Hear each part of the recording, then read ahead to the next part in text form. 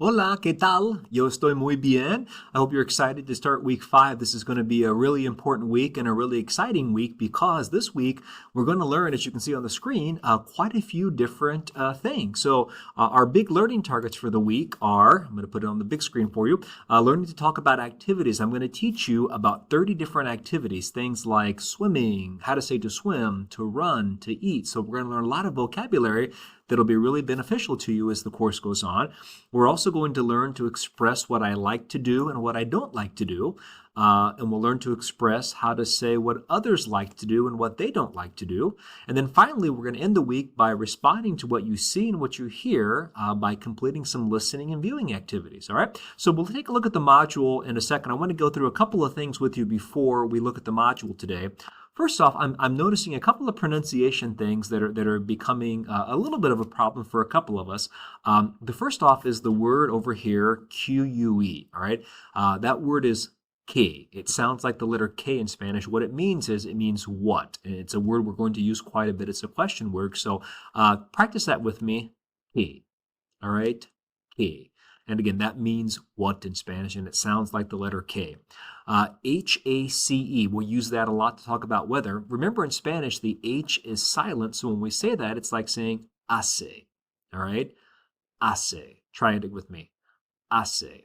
All right, so again, the correct pronunciation of the word QUE is que, and the correct pronunciation for this word is hace. Hace buen tiempo, hace mal tiempo, hace frío, hace calor. Again, the H is silent. You see the word spelling, accents, punctuation. It's really important. Spelling matters in English and it matters in Spanish too. So please double check your spelling, double check your accent marks, because if a word has an accent like the word K up here, we have to make sure that accent's there, because if for some reason that accent is not there, it actually changes the meaning, all right? K without an accent, it no longer means what as a question word. It can mean that, or it can mean something else. So the accent marks really do matter. Please make sure you're taking time to put those on your words. Please make sure you're double checking your spelling and your accents. Those really are important in Spanish. In Lockdown Browser, there is a way to do accents. Remember, when you're in Lockdown Browser, you'll see this little button over here that looks like a sheet of paper with a plus sign on it. You click that and it brings up a way to insert symbols, which is where you're going to find your accents. So even in Lockdown Browser, you'll want to make sure you're using your accents when a word has an accent, or even with punctuation. If there's an upside down question mark or an upside down exclamation point, we have to make sure we use those as well.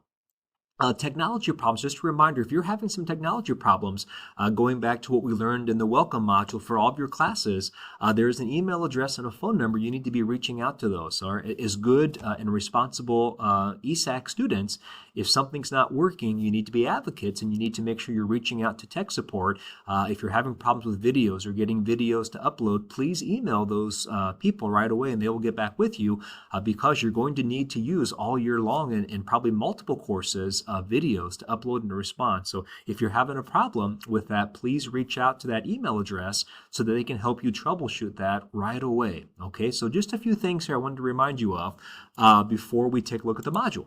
So what are we going to do this week? Well, as you work through the module, you'll see the introduction video, which is where we are now. The resource room is where you'll find my contact information and my office hours. Our first set is going to practice vocabulary and the verb gustar. So once you watch that video, there'll be some SWICs and some activities to complete. Set 2, we're going to dive into grammar. All right, set 1 is more focused on vocabulary. Set 2 is more focused on grammar with some activities to practice. And then set 3 isn't going to be any new material, but instead we're going to practice listening, writing, and viewing to practice all we've learned this week. And there'll be a couple of activities to complete that go along with that.